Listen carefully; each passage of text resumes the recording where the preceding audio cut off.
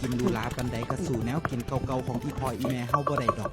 แนวกินตามธรรมชาติหลายอย่างหลายแนวเพิ่นก็หามาเฮ็ดมาปรุงให้กินได้หลายเมนู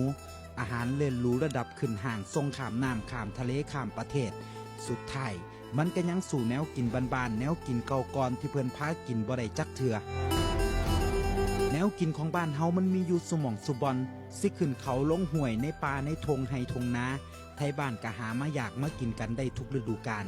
ยามงานบุญงานหับแขกเพิ่นก็พากันเฮ็ดแนวกินบ้านเฮา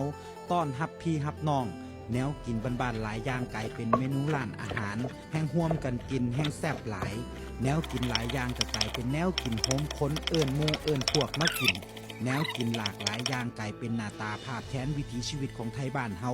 เป็นภาพแทนความทรงจำในวัยเด็กบ่ว่าเวลาสิผ่านไปโดนปานใดเฮาก็บ่เคยลืม